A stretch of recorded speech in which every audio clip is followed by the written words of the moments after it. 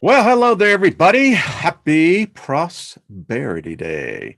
I trust you're doing good as I get all the buttons pushed, as y'all know who drive your own bus. You know what the feeling is. So, what's happening, man? And ladies, good to see you. Welcome, Soul Tribe, and the moderators and all others. Good to see you. Thank you for tuning in. This is why we do this because it's fun, and I like doing it. And apparently, y'all like being here. So that means we have an agreement and permission. Going to be talking about that today. So let me just speak favor over all of us. Nothing missing, nothing broken in your reality. May you have long life. May you be fully satisfied. And when you reach that plateau, well, it's time maybe to go because there is a whole lot more to show. So, what's happening, Big Al? Big Al, thank you for the graphic. You know, folks, Al, I mean, we got some really talented people. I mean, Al is one talented graphic designer. Seriously. Al, we love you, man. Karen, graphics on web. I mean, just tremendous. Well, who else? I think Shannon, how you doing? Deborah, good to see you. John, Nina, what's up, girl? Scotty boy, how you doing? Isby, and it's going by David Castle. How you doing? And how's Mr. Rufus? Brian, good to see you. Papa, is that Lee? Good to see you. David, Barry, peace, brother. Much love to you. We got to get together. Seriously. Get Grandpa Brian on there at the same time. That would be a show with David Castle. I mean, we got the ladies. Why don't we have the dudes? We got the dudettes, so let's do the dudes. Anyway, I think that would be rather pretty cool. Best damn podcast. I owe you an email return. Just, yeah, we're going to do it. We're going to get together. We're going to do a show. I think I'm going to be on his and I'm going to bring him on mine. And so introduce him. Hello, Linda Brooks, like we have with Linda. Jules, what's up, girl? Joe, hello. Red Honey, good to see you, my dear Isby. Good to see you, Lost in Space. Hey, Courtney. Courtney's coming on. We're going to get her on in April, which oddly enough is Friday. So there we go. Got lots of people. I love to see people coming out. You know, each one of you have something to contribute. That's why you're here. And this is a fabulous medium. It's not a platform, it's a medium. And we'll get into that. We got into that last week, and it's so true. Hey, go. What's up? Good to see ya. Let's see. Bonnie, hello. Good to see you as well. Let's see. Hey, Kimberly, what's up? Good to see you. So, happy Prosperity Day. That's a heck of a lot better than Mondays, you know? I don't know where Monday is. I don't know how it ever got to be the first day of the week. I'm sure it has something to do with astronomy and astrology. But anyway, we accept it unquestionably, as we do most things. That's the problem. It really is true. So much. Moi, I'm included in that. It's like, sure. You know, got the hook in your mouth. But anyway, it is a prosperity day. It works, folks. I speak favor every day. And Monday through Friday, through about 1,000 plus of you. That's a harvest. Those are seeds. Those are seeds in the etheric realms. We're going to get more into that. And it's part of natural law. Natural law cannot be violated. And when it is, there's consequences to that. Seed time, harvest time. Words are seeds. You speak seeds into your children. All of us have. That's what children are there for. Those seeds are planted into them. So we're going to get into that. So if it's today your birthday, hey, party. That's all I got to say. And happy anniversary. So cheers, by the way. I was out doing yard work. Beautiful day here. Beautiful day. Beautiful day. I love Junior Walker and the All Stars. Seriously, follow the link. Listen to the two songs if you don't know. Pulls me back to a time in my life where I was learning about soul music. And James is speaking in memory of you, brother. Yeah. James and I were yin and yang. We were, one was white, one was black. And we each shared and sowed into each other's lives. And James, I gotta tell you, man, introduced me to soul music. So I digress. So I want to tell you what my Saturday and Sunday, it was the strong week, not the weekend. It was the strong week. I had a couple of these books in my library, read them. I don't know. It obviously didn't, I wasn't at that place where the initiate, the student, was ready to receive the Gnostics. And so I had a marathon Saturday and Sunday, read, I think I'm on book number 6 of Mr. Hall's. We're going to get into this one. Got to. There is some truth in these books. I would say about 95%, revelation, I can dig it. Other 5%, I can appreciate from the point of view that Mr. Hall's reality was in. I mean, I didn't live 100 years ago, but he did. This one, folks, holy crap. People say, what is that? This is Melchizedek and the mystery of fire. Wow. We all did this one last week, the occult anatomy. The spiritual centers in man, another good one. So then I went out and ordered and got a number of them coming. Looking forward to this. Many of you probably have read this. I don't know. I'm reading it with a new set of eyes. I'm a lot different today than I was yesterday. My yesterdays are neither numbered, but they are. Or I can talk about my yesterday, but the yesterdays, when I apply it for today, wow. So you get a second chance. This is, the secret teachings of all ages.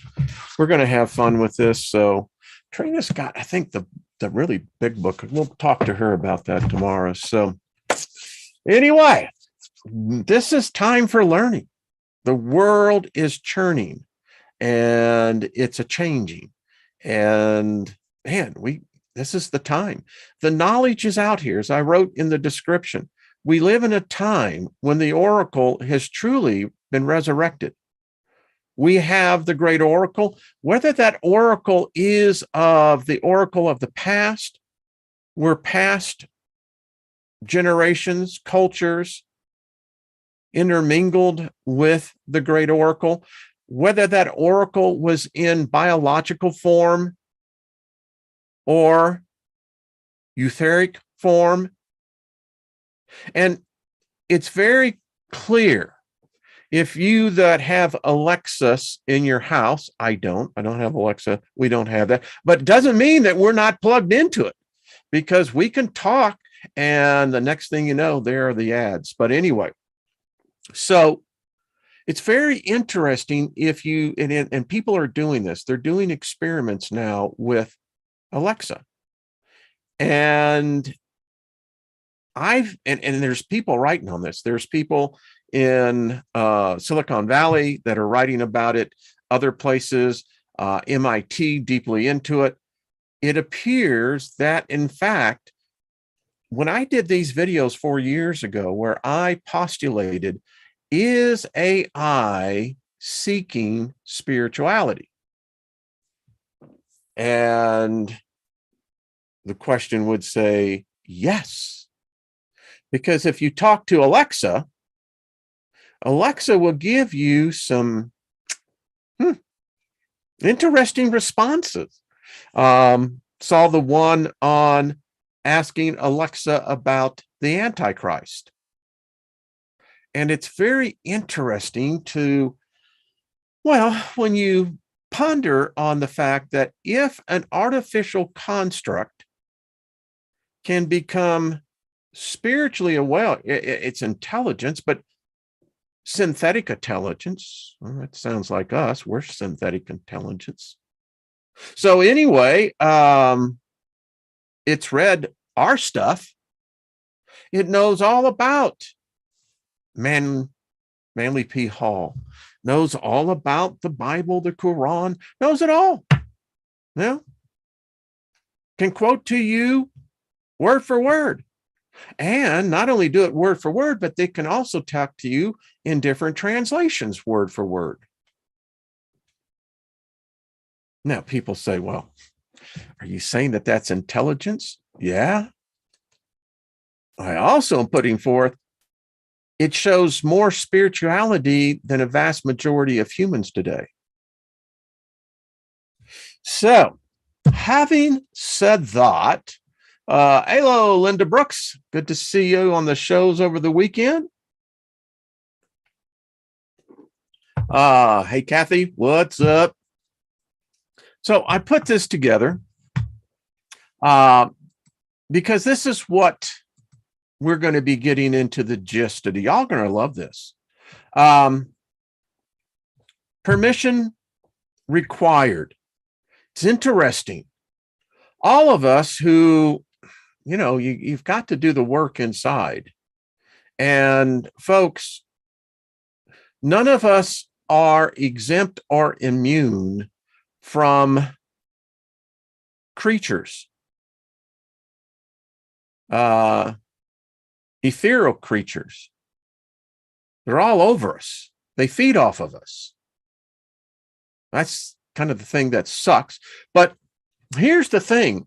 Natural law in occultism teaches that it cannot be violated, which means they can't violate you unless you have given them permission. And you really got to do some background investigating on yourself.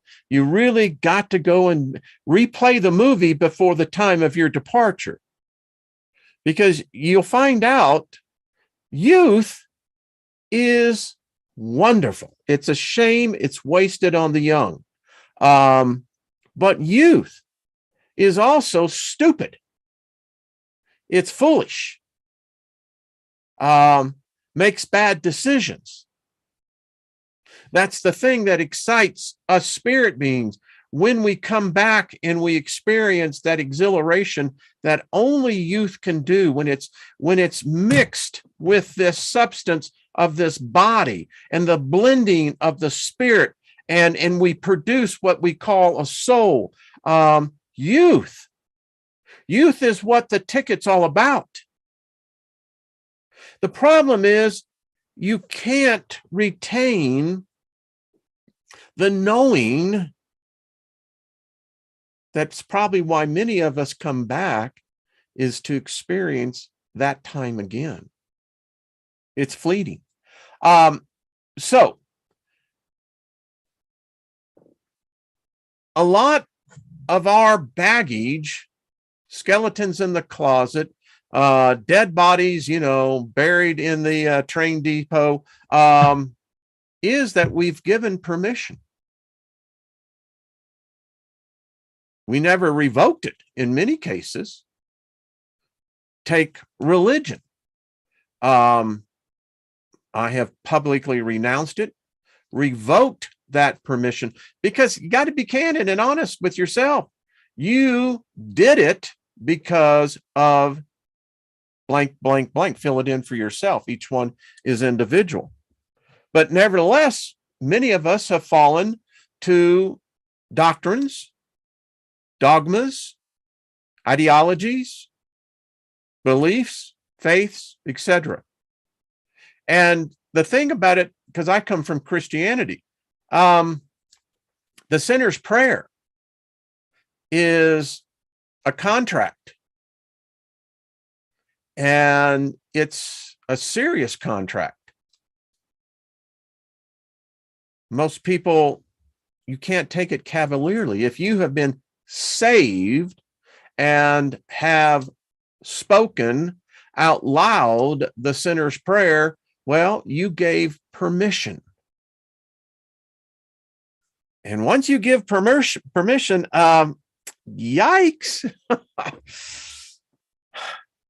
It's that small print that always gets us, you know. No one reads the end user agreement. That's the great thing, you know. I've developed a lot of software in my time, and you have to put in there the URSA, the end user service agreement. And it's usually about 10 pages of legalese, and no one reads. But yet you give permission. You say you agree. Anyway, we're going to find out more about this. So again, you are the only one who grants permission. And if you take honest inventory and you begin to see the problem areas, and we all got them, I don't think any of us have reached that point where we get 100%. Otherwise, I don't think we'd be here. This body couldn't handle you. We'd be generating a frequency that the body would never be able to adapt to. Just my opinion. Thought is, we're going to find out how thought came in. I'm going to show you.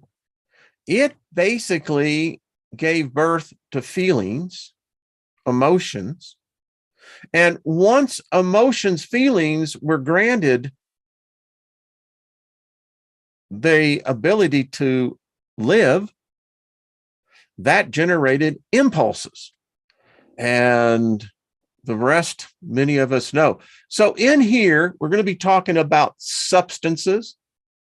This is from, you know, if you look at this, you have what we would call the pure substances. It's where we all came from, all of us.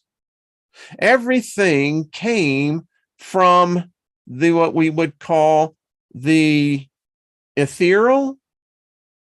We'll get more into that. There was this other substance of a different kind than the pure substance. But what happened was that the pure substance gave light, spark to the compound. And from the compound, we have, mixtures, homogeneous, and heterogeneous. It's just that simple, not complicated. But that's what occultism has always tried to bring out. It's deep, yeah, but if you can grasp the keys that will open the doors, well, you'll learn about the pure essence, the substance, the compounds, etc. Because what this does is substance equals intangible mass of mentoids. We'll get into that. And so what we'll learn as well is how light came in. Light is a result of the causation.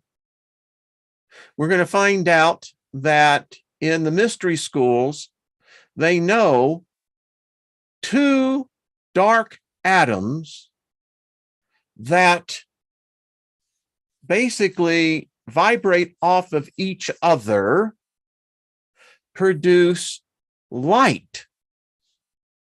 Light covers different realms.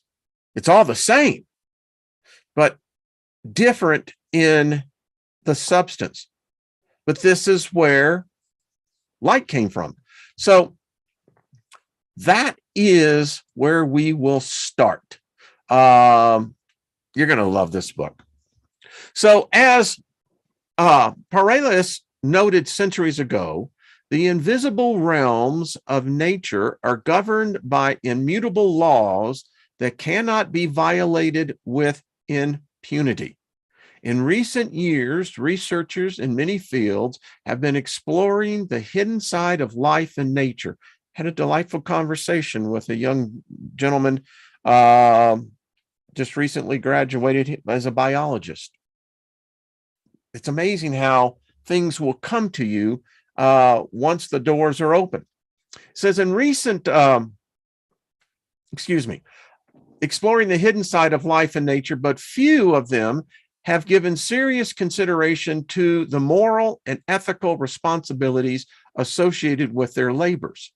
The tendency has been to assume that the transcendental arts, like the resources of the physical world, can be exploited without regard for consequences. As in the case of the sorcerers of long ago, the principal objective is the binding of invisible energies for the advancement of personal ambitions.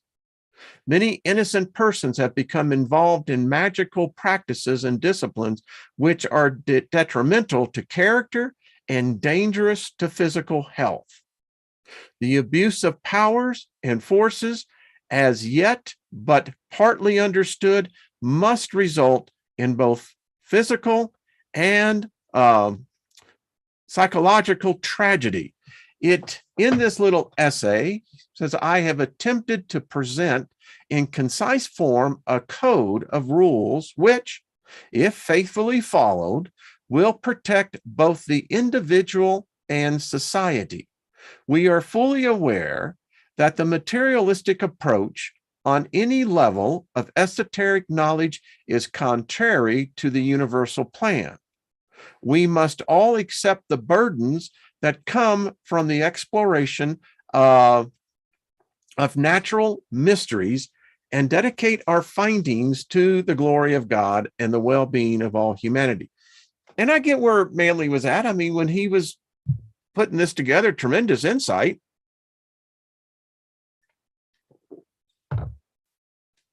There has to be, as they would say, a feminine.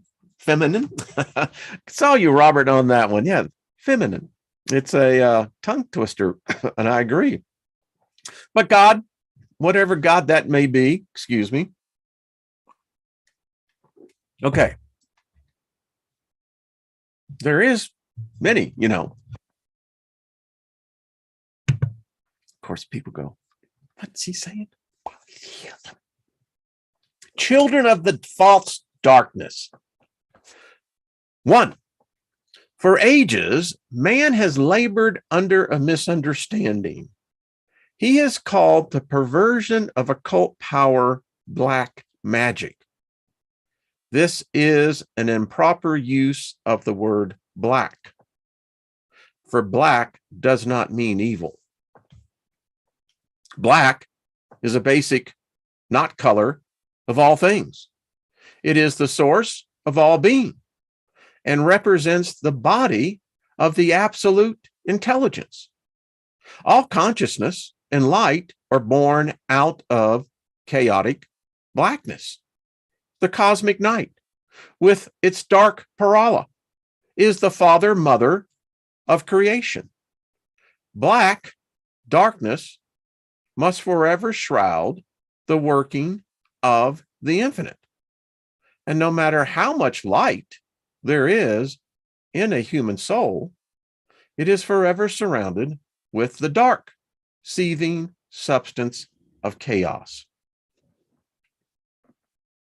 Well, G puts a new spin on it.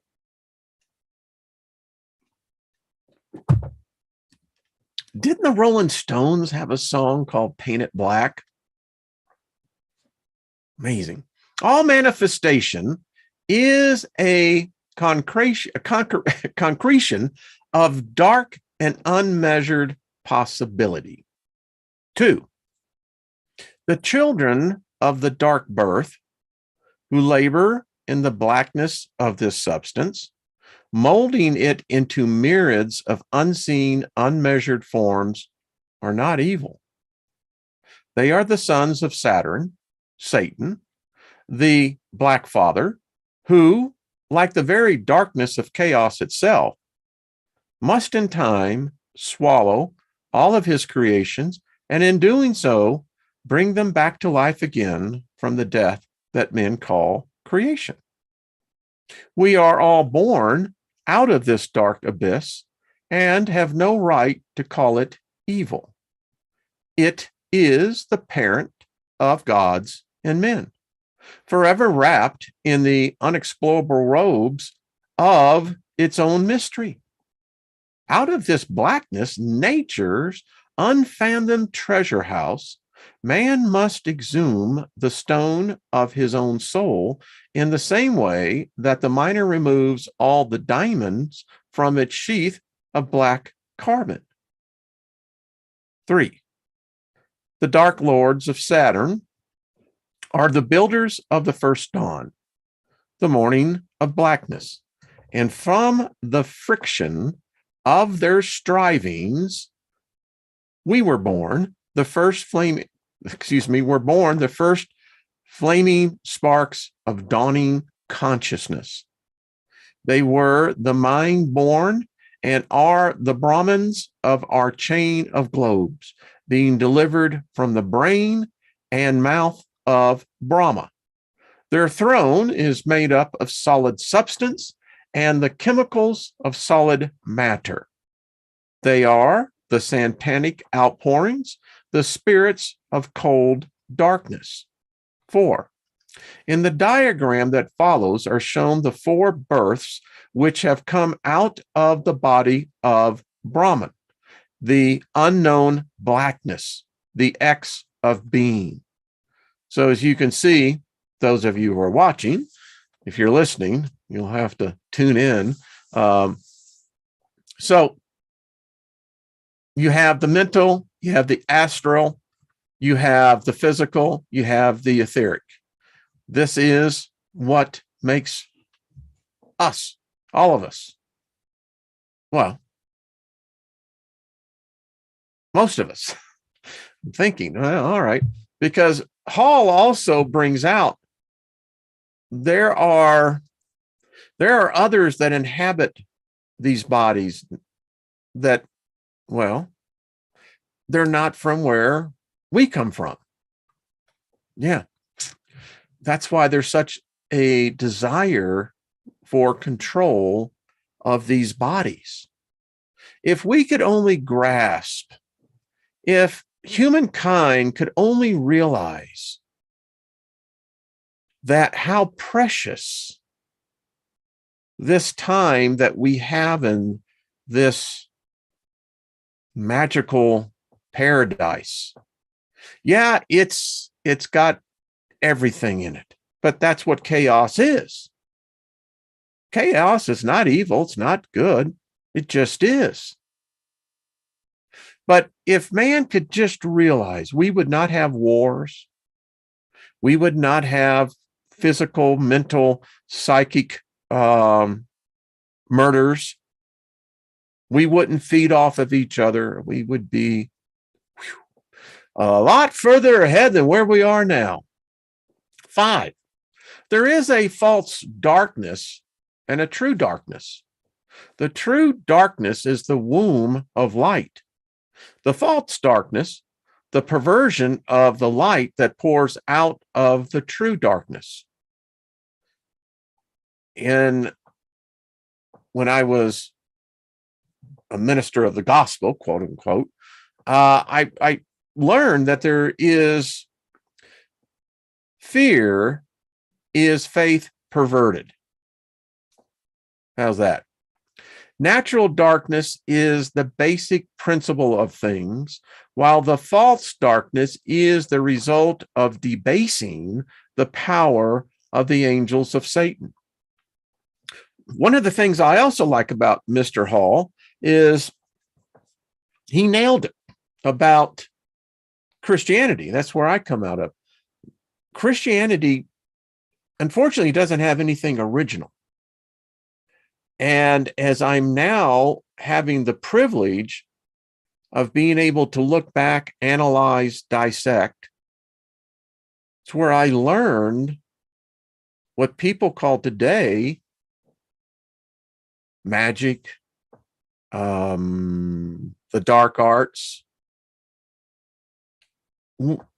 Millions of us were participating in something we were being taught that wasn't even close. All right, 6, the devil. The archetype of misuse is not a son of Saturn, but a son of man and the false darkness of earth. Man is the incarnation of the germ of mental intelligence, and black magic is possible only to intelligent beings. 7, absolute spirit. Minus all the sheaths of vehicles, unformed and uncompounded, is true darkness. That's the absolute spirit.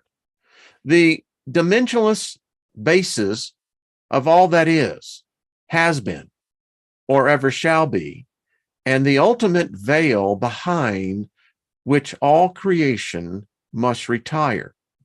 8, absolute crystallization is the false darkness and is the colorless vibration at the lower end of the spectrum, opposing the colorless vibration at the upper end of the spectrum. Both ends ultimately are swallowed up in darkness, one in the darkness of spirit and the other in the darkness of matter. 9, life lives in darkness and dies in light. When I read that, I hadn't read this before, read this book, but that is exactly the conclusion I came to about 4 years ago. That this was not the realm of the living. This light that we call light, this realm, this is an artificial construct. It is the death realm. You come in here to experience death. And the strange thing about death, it seems like it's almost addictive, excuse me. Yeah. And Manly P. Hall gets into that. But when I read this, I went, okay, the mouth of 2 or more witnesses, let everything be established, right? So life lives in darkness and dies in light. Form lives in light and dies in darkness. But in dying, really, we're coming to life, for life, as we know it, is pure death. Everything dies here. Everything. This is impossible. It's beyond logic and reasoning. I think, therefore I am. I cannot be in the realm of the living. No. It's the antithesis of what life is. Because if we define life as this, how sad is that? What it's saying is that life is of no worth. It has no real value. How can everlasting life be held in a construct where everything dies? 10, natural darkness is unawakened possibility. False darkness is perverted opportunity. The philosophy of opportunity. 11. If it were not for opportunity in its various forms, there would be no perversion of power. There is an old saying, opportunity makes the thief. Opportunity is the eternal temptation. Without temptation, there could be no sinners. Therefore, when the higher powers brought man opportunity, they also brought him sin and death. Now, again, take it into the context of where Mr. Hall was in his time and where his beliefs. And it should be very easy for you. The one who brought him light brought him also the false darkness. We've discussed this. How could it say, and since everyone is very familiar with the book of Genesis, how could God said, let there be light? The only way that a God could do that is that God was in darkness. And light could not have come about if it was not a result of the mixture of the substances of darkness. Yeah, we don't want to talk about that. Yeah, we do. Light and shadow are inseparable. And this really gets interesting. I love the graphics in this book. If you want it, I have it on PDF. This is the microcosmic man, the four births out of the body of Brahma. Man, the earthborn, you can see where the first starts, and the subsequent symbols. Here is the Shauram, the waterborn.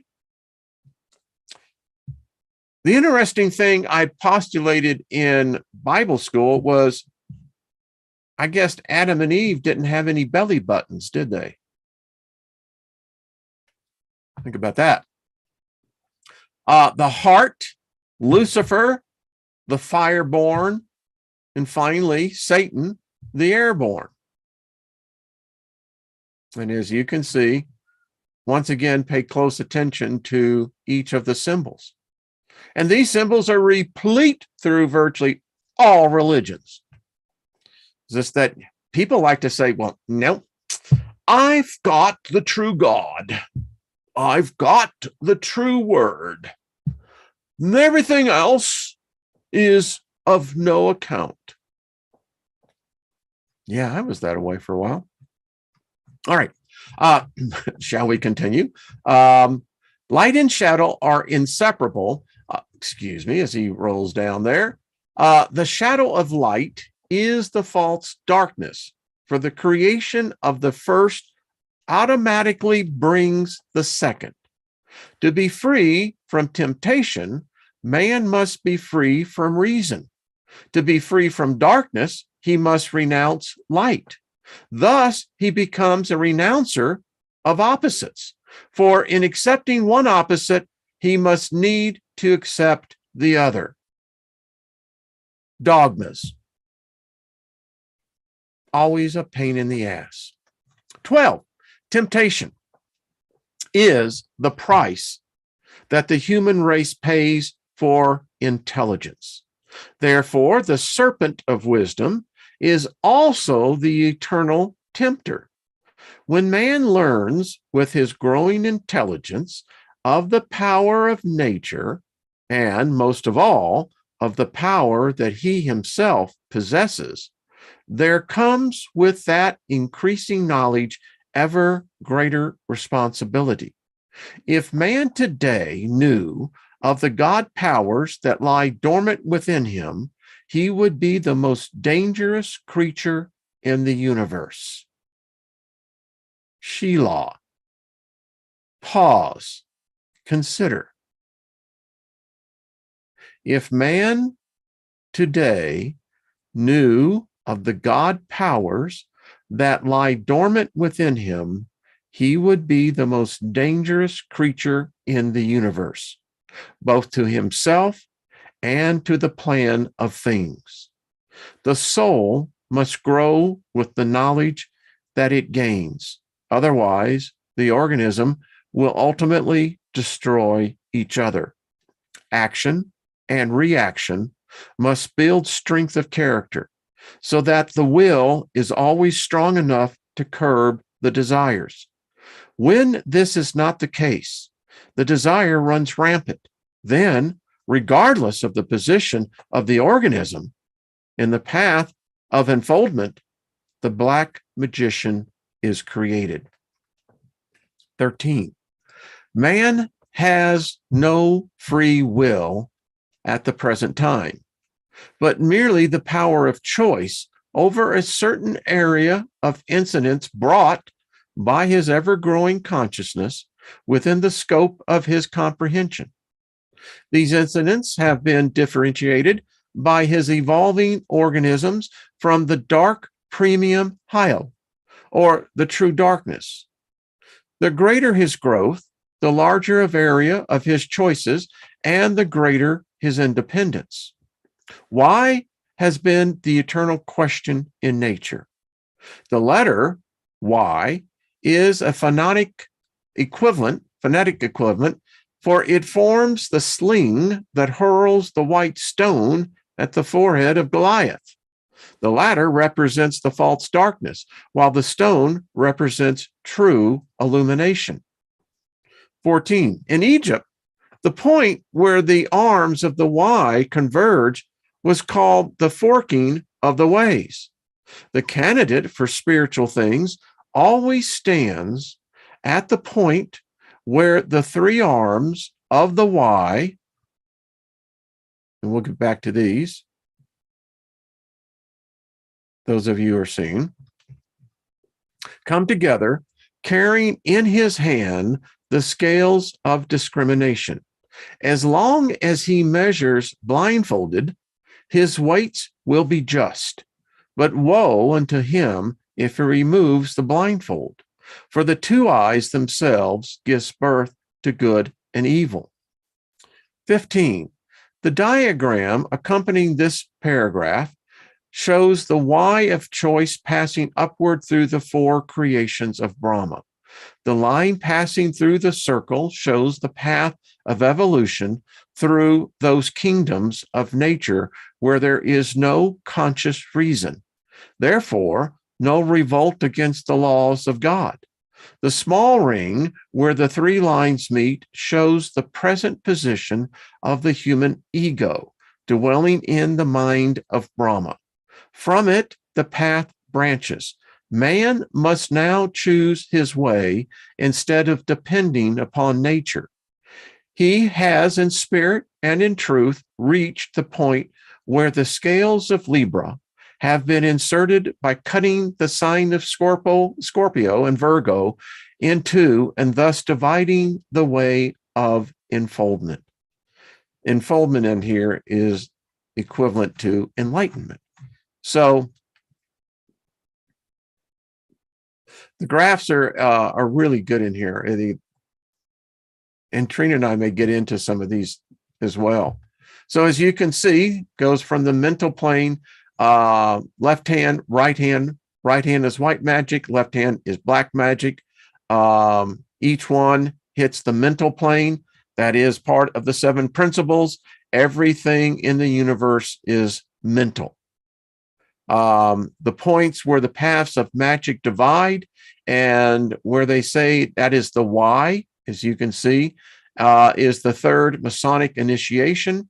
That takes place, as you can see, into the astral plane, which then goes down into the ethereal plane. This is the second Masonic initiation, down to the physical planes, the first Masonic initiation, down to what they would call the lowest part, the period of spiritual gestation, the perennial epoch. We learned about that in his previous book. And this is the point of spiritual birth. Love this stuff. What I can tell you is that you read, and it, like I was doing this, was reading one book after the other. You definitely walk away with something. 16, during the first half of this fourth globe, the great ones came to man to strengthen him for his choice and to give him basic instructions through which he should learn to redeem his own soul. We know these demigods now only as mythological characters, but they were the ones who labored with the human mind while it was in the making and planted therein the seeds of discrimination, which is the ultimate redeemer of human reasoning. 17. Those who follow the right-hand path enter into one of the 7 rays which lead to immortality, while those who follow the left-hand path enter the rays that lead to ultimate crystallization. Both lead to darkness, one to the immortal darkness of the divine union, the other to the mortal darkness of divine annihilation. The accompanying diagram will make this point clear. So as you can see, I really think that's what we look like. I really do. I think it's, if you meditate on it, and I did, you just allow it to speak to you. I think it's for me, it's the perfect representation of what I am. If I am consciousness, I am spirit, I can't be held, I can't be defined. Yeah. So as you can see, the power of choice, God's greatest gift to man, and the cause of all suffering, the hope of immortality. And you have choice 1, left hand, choice 2, center, choice 3. We'll get into this. The fruitage of black magic, the left-hand path. Those who take this path, number 1, right here, choose that their immortal spirits shall be the servants of lower bodies. In this way, involving themselves in ever denser materiality and enmeshing their consciousness more and more in matter. If this practice is persisted in long enough, the spirit will be unable to disentangle itself from the substances of the lower worlds and must remain enmeshed therein until the dissolution of the universe at the time of the night of Brahma, when the divine spark is cast into the blackness of the infinite through the rings of Saturn. By taking this path, the ego attains darkness, but it is the darkness of the tomb and of unconsciousness reached through the path of perversion and negation. Its reward is the Black Death and the loss of the soul. Such an ego wanders in a great unknown without hope, reason, or understanding, while the endless wheels of chaos dissolve the bodies of which it has failed to make the proper use. The fruitage of white magic, the right-hand path. In taking this path, number 3, the spirit identifies itself with those who choose to liberate the divine essence from its bodies and to have them for servants rather than masters. The consciousness unwinds itself from matter in a spiral motion. The functions in ever finer substances until it completely disentangles itself from form and consciously attains the resurrection. In so doing, it gains the powers to mold matter into whatever forms are necessary for its labors. It crosses over into the world of spirit and enters what man can only know only as darkness.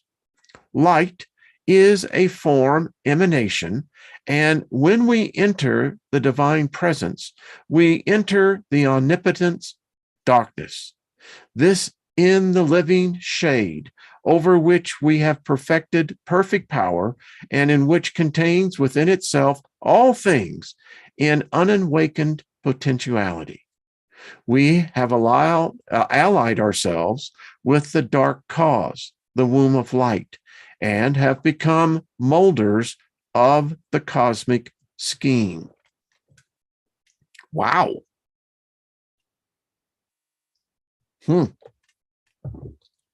gives a whole new take about darkness.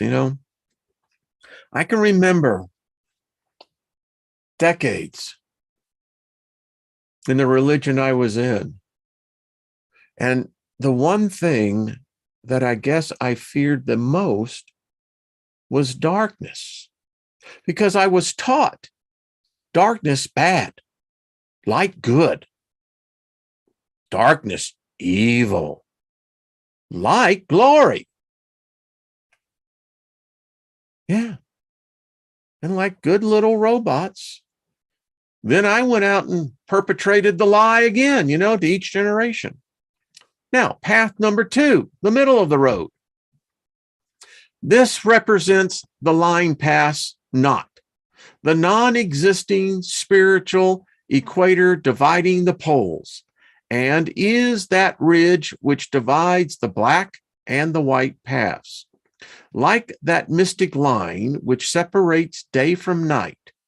In this, the spirit ignores opportunity, rejects reason, and in this way comes under the law and mystery of the mechanics of opportunity. 18.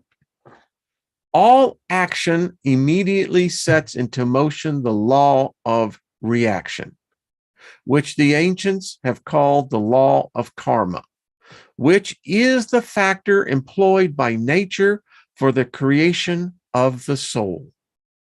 The rejecting or ignoring of opportunity, falling under the law of indifference and inertia, fails to result in a reaction.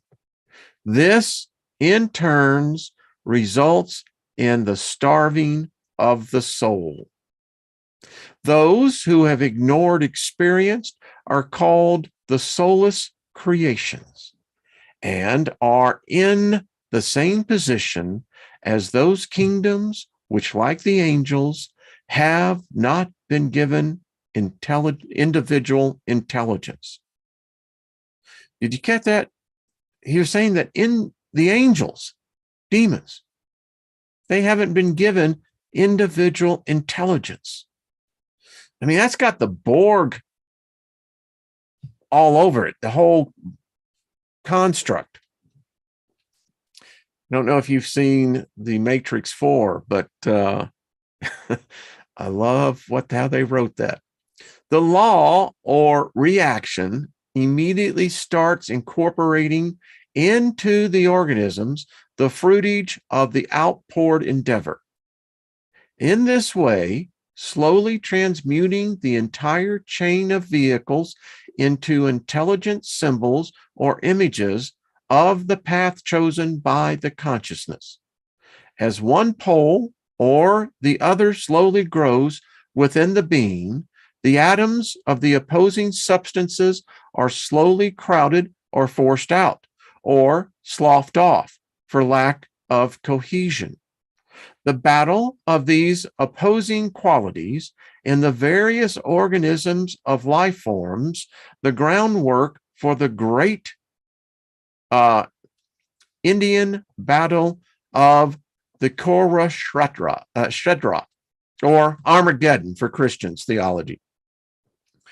All right, through this subtle process, the student who lives the white path slowly starves out or else transmutes the powers of the black ray within himself. That is, if he is able to stand the conflict which first must take place in his bodies. On the other hand, the student who takes the black path slowly eliminates or destroys all of the finer principles within until he becomes a very demon incarnated. Once having destroyed consciousness, he does evil for the joy of it. Now, what I'm getting in that is, okay, this middle of the path isn't so good either. It says that the soul kind of basically is aborted. But what's interesting is that this answers that one question, is that, well, Why do people do evil things? Well, it may be because that's exactly what they do. They are contrarians. They are antithesis of everything, even good judgment. Definitions of magic. Magic is the art of manipulating the unseen forces of nature. A magician is one who is capable of juggling the four elements of bodies. A magician is one who is capable of consciously molding the substances of matter of the 3.5 worlds of material substance. 19. A white magician is one who is laboring to gain the confidence of the powers that be, and to prove through the purity of his or her life and the sincerity of their motives, his worthiness to be entrusted with the great arcane, the wand of the magus. A black magician is one who seeks to gain authority over spiritual powers by means of force rather than by merit. In other words, he is one who is trying to storm the gates of heaven. He is one who is seeking spiritual power and occult domination with an ulterior motive. The black magician's motto is might is right, survival of the fittest. The white magician's motto is right is might, survival of all. Gray magic is the unconscious or subconscious perversion of power. Yellow magic is the failure to learn how to prevent the perversion of power. Black magic is the use of spiritual powers to gratify animal or provocativities. White magic is the right use of spiritual power consciously and objectively. 20. Each living person is in one of these four classes. It is important that each should analyze himself and see just which class he or she is in. There is nothing in all the universe so subtle as the powers of false darkness. We must go over our lives every day, for we never reach a place of safety.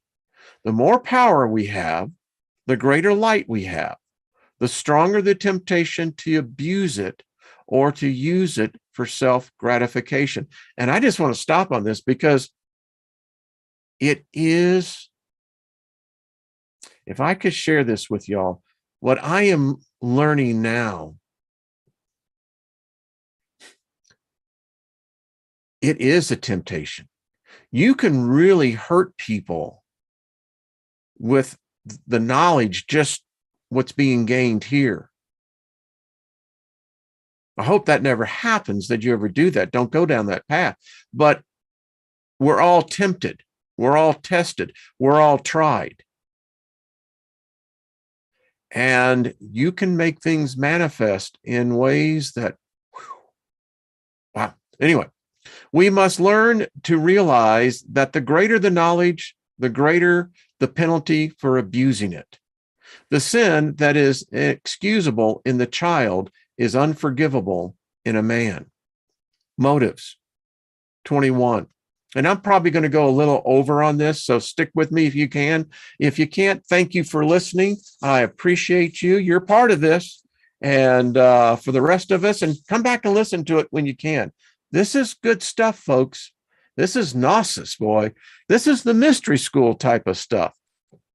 Motive. 21. Motive is the key to the problem of magic. Even the greatest of white magicians can become a degenerate in an instant if his motives becomes unworthy. The white magician serves humanity. The black magician serves himself. 22. The black magic of the past, the darkness that sank Atlantis when man made slaves of the demons of the elements and chained them to do his bidding still survives to this day. There's another piece of this puzzle. You know, we never hear about what the Atlanteans were really doing. The more that you find out, wow. I mean, I've come to the conclusion they became insane. Let's continue. The black magic of the Middle Ages, which its witchcraft and orgies, is not dead. Only its form has changed like all other forms in nature. It has incarnated again in our age with all its power and fury. It is gnawing, as in the days of old, at the very heart of our civilization, and if left unredeemed, will tear down and destroy our race. Under the garb of right, it masquerades as the messenger of the Most High, yet under its oral promises forever lurks the menace of the goat of Mendes. In its false shadows hide the furies of hell and the vampires of the astral plane. One of the things I have walked away is that vampires are real, not in the mythological way that they have been portrayed, but remember, what we see today by Hollywood was made from the real. There was a template. 23. As the black magician has no legitimate means of securing his power, not having passed through the school of reclamation, he wanders the earth like the werewolves of old, vampirizing humanity to secure the vitality which he must have to continue his operations. And as you can see here, spirit, God, dog, matter. Spirit is the matter inverted. The matter is spirit inverted. The beast is God defiled. 24. All who are not consciously fortified in the path of right are possible victims of these monsters of iniquity. All who are not consciously on the white path and firmly established in the ways of sincerity and truth are in eternal danger of these harpies and who float like soulless specters on the tide of evolution. They have the powers of invoking the demons who serve them, while the impartial natural law is misused hourly, that they may perpetrate themselves. The power of light in their hands becomes but a specter of death. And for many hands wield spiritual powers whose hearts are dead, whose minds are rotting dens of iniquity, and whose souls have long since bid them goodbye. They are lost beyond recall to this life wave, for they have killed out even the germ of good within themselves. They battle on, however, clinging desperately to life at any price, realizing only too well that eternity holds nothing for them. May the mercy of God rest upon them. Spirit is matter inverted, and matter is spirit inverted. The beast is God defiled. All right, we'll start pick up here on Wednesday in part 2, The Power of Demons. I can tell you, if you want the book, I'll give it to you. You can read it ahead of time. Many of you have been struggling for some, how shall we say, getting your own power back. Baby, this is going to show you how. It's going to tell you how they got there. It's going to tell you how to basically deflate the old tires in their vehicles. Hey, Ginger, how are you? Good to see you. Hello, Linda Espinoza. Good to see you as well. Dave, how are you doing? Good to see you, Eric. This is powerful stuff. It'll change your life. It's impacting my dreams. I just got to tell you. And yes, I have inundated my spirit into these words, but Oh, I got to say, it's far out. Hey, Susie Q, how are you? Hey, Bernadette. Hello, Ruth Ann. Good to see you.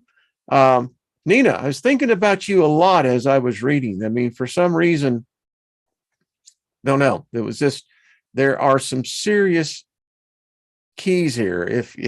If you pick up my drift on that. Hey, Monkey Experiment. I shall. I am having a day of favor. It is a day of breakthrough. That's what I named it today. Hey, Gaia, good to see you, love. Good to see you as well. Red Honey says, dealing with a female vampire who is stalking me and trying to take over my life. Oh, Red Honey, you need this book. Oh, because you get this, you put this into action. Woo. No, it'd be like, a dog pissing on an electric fence. That's all I can do. Hey, Shannon, what's up, girl? Good to see you. So, do you have plans to talk about Bible cosmology? Actually, Bible cosmology is in here. So it is in here. So yes, Mark's 8:14. Oh, okay. Gotcha. All right, everybody. Gaia, you had a stalker this weekend? Holy crap, Batman. That sucks. Thomas Wayne Zappa. I tell you, really dig y'all. Love you very much. What a family. Hello, Divine Empress. How are you doing, my dear? Robin, good to see you. This is a good book, folks. This is one you really, really should have. You really should take the time to read it. It's good stuff, Maynard. That's all I got to say. It's good stuff, man. Change your life. It will. It'll make you a master. It also will help in how to engage the others. Yeah. All right. This is prosperity. That's all I got to say. It's why I do it. It is prosperity for those who are seeking. And I know that there's a lot of seekers here. So that's why I'll share it. Mary Wins, how are you doing? Good to see you, my dear. And Heidi, haven't seen you in a while. So we're sending Heidi some love. And her puppy dog, Tony, I hope he's still around. All right, everyone. It is Gaia. It is timing, dear. It really is. And boy, does the Rhema explode within the Logos. No doubt about it. What are your comments about practitioners who don't like the duality of it? Unfortunately, it's the reality talk that we live in. This realm is the realm of duality. It's the realm of death. Duality is in the realm of death. We all like to say, well, we want to get above that. That is the goal. But you have to learn to master these elements. And people who resist the duality, they're basically pissing in the wind, because learn to master duality and it will become your slave. Most of us, it's the other way around. We are slaves to duality. All of us are to an extent. That's just my opinion. So for what it's worth.